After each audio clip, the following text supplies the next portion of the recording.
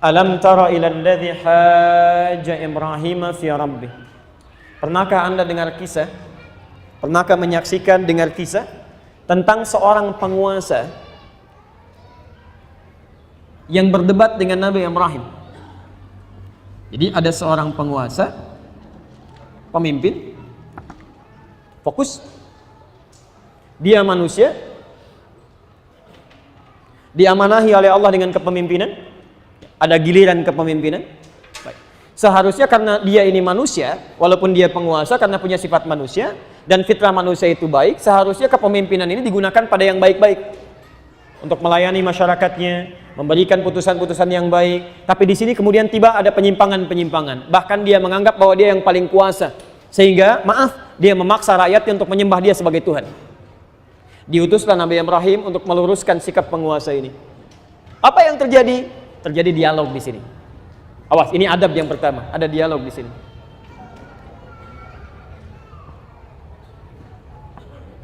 Dan kalimat yang menarik, awas, hati-hati ya, hati-hati. Nanti barangkali ibu bisa membutuhkan itu, atau teman-teman saat di kantor misalnya lihat pemimpin keliru, penguasa salah, atau dalam konteks kepemimpinan. Apa yang terjadi di Quran? Ini kalimat yang paling indah. Ketika ada seseorang melakukan kesalahan, bahkan terjadi pada seorang penguasa, maka tidak ada satu ayat pun disebutkan di Quran untuk mencela. Itu nggak ada. Silakan Anda cari. Anda cari. Banyak penguasa di dalam Al-Quran. Ya maaf, ada Fir'aun misalnya, ada raja-raja yang lain seperti Namrud dan sebagainya. Tapi ketika mereka salah, yang terjadi pertama kali itu bukan celaan. Tidak ada ayat yang mengatakan cela dia, hina dia, bully dia. Itu nggak ada. Yang terjadi adalah Allah utus seorang Rasul memberikan manhaj, berikan nasihat yang baik. Diskusi dalam kebaikan, beri masukan. Barangkali dia keliru itu bukan karena dia niat sengaja untuk keliru, karena ada jalan yang ditempuh itu salah yang harus diluruskan. Maka datanglah Nabi Ibrahim berdiskusi, dan kalimat diskusinya indah. Lihat kalimatnya, bukan jidal, bukan debat biasa, tapi alam tara ilal ladzi hajja, menggunakan kalimat hajj dari kata hujjah. Hujjah itu alasan yang dikemukakan dengan argumentasi yang jelas. Dalil, argumen. Jadi ini adab ya. Kalau antum punya teman misalnya beda pendapat dengan antum, kalau ingin menyelesaikan jangan saling cela. Gak ada ayat di Quran untuk saling mencela. Anda misalnya mempraktekkan nih ibadah, ada yang turun dengan lutut duluan, ada yang telapak tangan duluan, ada yang takbirnya misalnya tangannya di sini, ada yang sejajar dengan telinga. Ada yang ketika ingin tidak tangannya kobet ke sini, ada yang diam begini. Kalau Anda melihat sesuatu berbeda terjadi, nggak ada ayat di Quran untuk saling mencela. Quran kitab kebaikan, penuh dengan cinta. Begitu terjadi sesuatu, ayo coba duduk bersama diskusikan. Dan diskusinya bukan debat ingin saling unggul, bukan. Tapi menampilkan argumentasi yang bisa diterima dan memudahkan untuk diamalkan. Itu poinnya. Jadi kalau kemudian Anda terjadi perbedaan pendapat, tiba-tiba saling mencela, tiba-tiba ada yang saling menyakiti, berarti Anda telah keluar dari ketentuan Al-Quran. Ada yang salah di sini. Yang paling menarik kalau Anda mengatakan saya ingin ikut Quran, saya ingin ikut petunjuk Nabi, tapi cara Anda mempraktekkan justru tidak sesuai dengan ketentuan Al-Quran dan petunjuk Nabi SAW. Ini satu hujjah. Fi rabbih an atahu Allahul mulka idh qala. Lihat kalimatnya, idh qala Rabbiyalladzi yuhyi wa yumit. Kata Nabi Ibrahim, kalau Anda mengaku Tuhan, silahkan bedakan dengan Tuhan saya. Allah itu bisa menghidupkan dan mematikan. Anda punya apa? Maka orang ini berkata, ana uhyi wa umit. Muncul kesombongannya. Ini isyarat pertama bahwa, mohon maaf, kadang-kadang orang yang merasa tinggi itu tidak seketika bisa diluruskan. Tidak seketika bisa diluruskan. Jadi orang ini ketika diluruskan oleh Nabi Ibrahim, Allah bisa menghidupkan dan mematikan. Anda bisa atau enggak?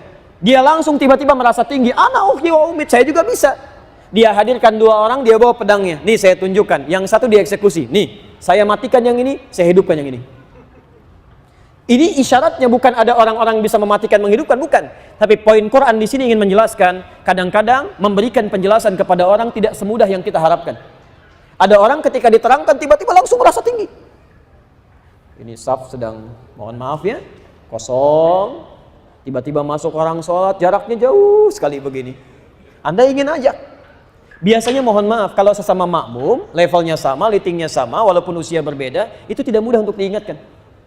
Pak, mari kita luruskan Pak, rapat.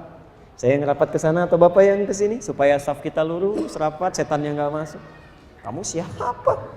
Ngajak-ngajak saya. Kamu kan baru di sini. Saya sudah 10 tahun di sini. Masya Allah. Padahal masjidnya baru 5 tahun. Kadang-kadang susah.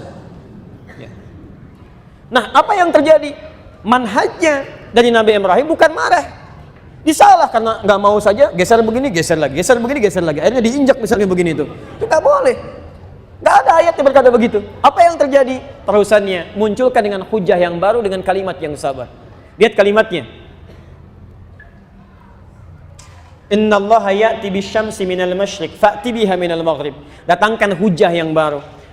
Kalau kamu mematikan menghidupkan seperti ini, Tuhan saya bisa menerbitkan matahari di timur, kemudian menenggelamkan di barat. Kalau Anda Tuhan, coba balikin. Terbitkan di barat, kemudian tenggelamkan di timur.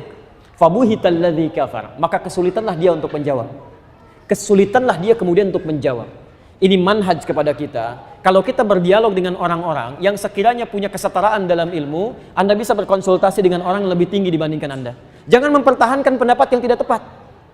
Yang paling aneh, ini murid belajar di sini, ini murid belajar di sini. Sama-sama murid, belum paham juga dengan inti bahasan, sama-sama berselisih, padahal gurunya biasa-biasa aja. Jadi kalau Anda menemukan sesuatu yang tidak tepat, kemudian Anda kebingungan, tanyakan pada orang yang paham. Jelas di sini? Nah, itu poinnya.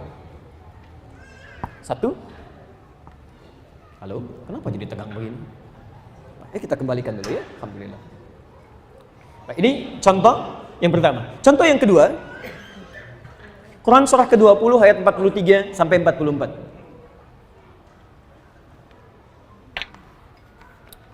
Sekarang pindah ke masa Nabi Musa dengan Firaun. Kenal Nabi Musa, Bu? Enggak. Kenal di mana? Tahu ya. Tahu, Masya Allah. Itu luar biasa.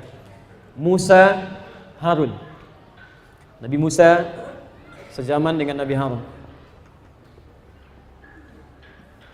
Ditugaskan berdakwah kepada Firaun, penguasa menyimpang.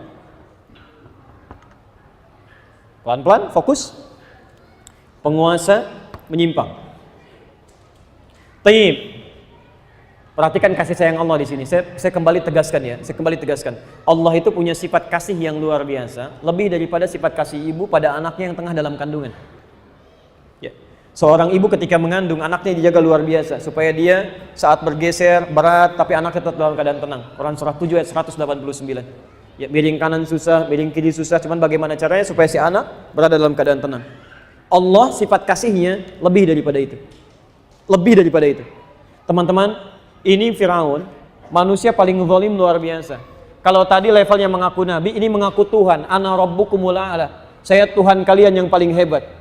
Kalau yang tadi zaman Nabi Ibrahim eksekusi, Firaun tidak sembarangan eksekusinya. Ketika disampaikan ada seorang bayi terlahir akan mengguncang kebesaran kerajaan Anda, maka dia mengeluarkan dekret. Setiap ibu yang mengandung itu mesti ditemani oleh 2 orang algojo. Yang satu untuk mengamati perempuan yang mengandung ini, kapan dia melahirkan. Yang satu untuk melihat, begitu melahirkan, kalau ketahuan laki-laki, langsung sembelih di hadapan ibu yang baru melahirkannya. Kalau perempuan, boleh hidup. Lebih dahsyat dibanding yang tadi. Quran surah ke-2 Al-Baqarah di ayat 48 sampai 49. Ya, posisi paling kiri sebelah atas. Lihat kalimatnya. Wa idz najjaynakum min ali fir'aun yassumunakum su'al 'adzab. Ingatlah kisah ketika kami selamatkan umatnya Musa itu dari kekejaman Firaun. Su'al 'adzab, seburuk-buruknya siksaan. Jadi kalau ada orang yang pernah menyiksa, ini yang paling buruk. Yudzabbihuna abna'akum wa yastahyuna nisa'akum. Dia bisa menyembelih anak-anak yang baru dilahirkan kalau laki-laki, kalau perempuan dia biarkan bebas. Ini sekarang Anda bandingkan ya. Menyembelih dalam bahasa Arab itu punya 2 arti, 2 kata. Menyembelih dalam bahasa Arab punya 2 kata. Pertama disebut nahara. Inna a'tainakal kautsar. Fashalli li rabbika wanhar. Kalau nahara itu menyembelih hewan tapi hewannya tetap berdiri, tidak dijatuhkan. Berdiri begini.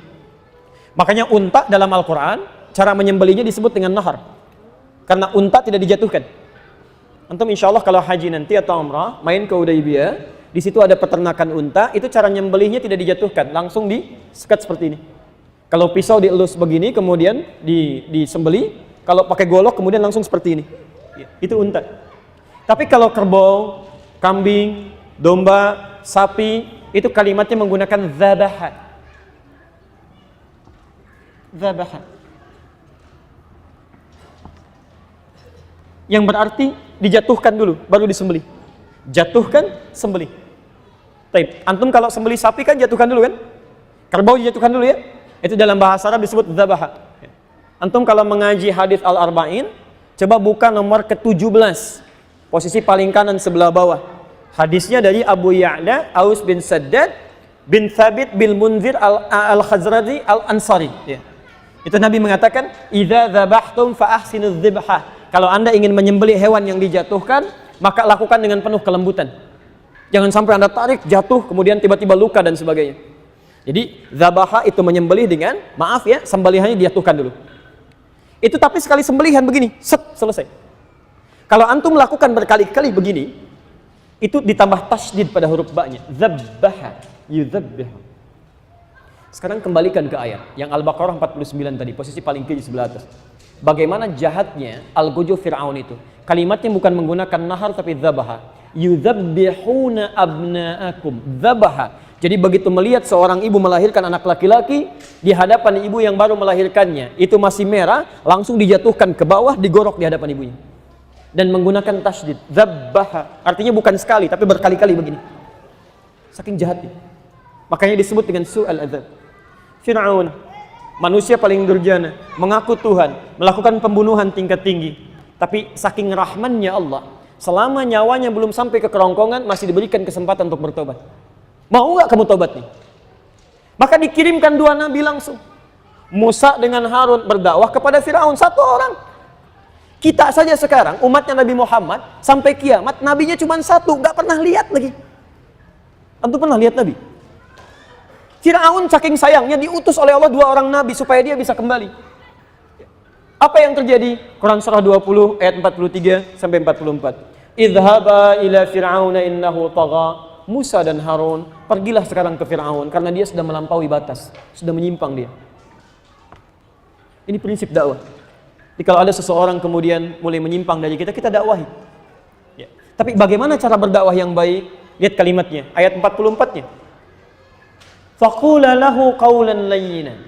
Tapi ingat ya, katakan pada makhluk ini, pada Fir'aun ini, kata-kata yang lembut, halus, bukan celaan. La'allahu yatadzakkaru aw yakhsha. Barangkali dengan kelembutan ini, sifat dan sikap kita, dia bisa ingat kepada Allah kemudian berubah menjadi takut kepada Allah Subhanahu wa taala. Teman-teman, silakan perhatikan. Nabi Musa, Nabi Harun, orang paling takwa, dekat dengan Allah, masuk surga tanpa hisab, berdakwah kepada Fir'aun, manusia paling durjana, pembunuh yang sangat sadis, mengaku Tuhan, diperintahkan oleh Allah, katakan yang lembut. Anda bukan Nabi, bukan Rasul, tidak sesoleh Musa, tidak sebaik Harun, berdakwah kepada orang yang tidak sejahat Fir'aun. Kenapa mesti kasar? Kenapa Anda bisa mencela? Berarti ada yang salah di situ. Ini poinnya. Di Quran tidak pernah mengajarkan kita untuk mencela orang. Kalaupun kita tidak suka, yang kita cela perbuatannya, bukan orangnya. Silakan cek. Bahkan seburuk-buruknya Fir'aun tidak pernah disebutkan nama aslinya. Antum silakan cari. Di Quran tidak akan pernah ditemukan. Fir'aun itu gelar Faraoh, Raja Mesir. Silakan cari sampai kiamat kurang 2 hari, nggak akan ditemukan siapa nama aslinya. Ditutup.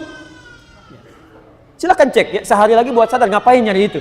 Karena yang dipersoalkan oleh Quran bukan namanya. Itu perilakunya. Jadi kalau ada seseorang berbuat salah kepada Anda, yang Anda perbaiki itu perilakunya, bukan mencela orangnya. Karena ketika Anda mencela nama seseorang, barangkali ada orang dengan nama yang sama, belum tentu punya perilaku yang serupa. Awas, hati-hati. Ada orang namanya Hasan misalnya, Masya Allah. Tiba-tiba berbuat kesalahan. Anda sebutkan, nama aja kamu Hasan, dasar begini, Hasan kamu ya. Allahu Akbar, Hasan yang ini yang salah, yang lain belum tentu begitu. Hati-hati. Cucu Nabi juga Hasan, dan beliau baik, ahli surga juga. Atau kadang-kadang menyalahkan nama yang ini, mempersoalkan nama yang itu. Kamu Hasan tapi kelakuan Otong, Otong juga belum tentu begitu. Mungkin dia baik gitu kan. Oh, hati-hati ya. Dalam beberapa persoalan, maka manhaj Quran, jika ada orang keliru dalam kehidupan, jangan persoalkan namanya tapi perbuatannya yang keliru. Yang kedua, dakwahi dia dengan penuh kelembutan. Dan yang ketiga, saya tutup di sini dulu sebentar. Kadang-kadang kita belum masuk ke keluarga nih ya. Kalau ada anak keliru, suami keliru, istri keliru, bagaimana kemudian keterangan Quran untuk mudah meluruskannya. Awas, manhajnya berbeda. Anda keluar dari manhaj, persoalan bisa berlarut-larut. Tidak sedikit sekarang orang-orang hebat dalam kehidupan di dunia maya, nampak seperti bagus, orang hebat, tapi punya persoalan gak selesai-selesai. Orang lain cuma dengan senyum selesai, orang ini puluhan tahun, Masya Allah belasan tahun, berbulan-bulan gak tuntas-tuntas. Apa yang salah di situ? Kita lihat manhajnya. Saya tutup dulu sebentar supaya kita diskusi dulu ya sebelum kita ke bagian terakhir. Baik. Tadi yang dakwah kepada Firaun siapa? Musa dan Harun. Teman-teman, Firaun kejam tidak? Kejam. Sadis tidak? Sadis. Mau dengar nasihat tidak? Tidak.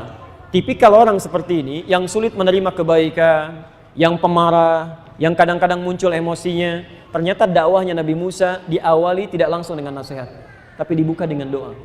Ini manhaj yang terakhir.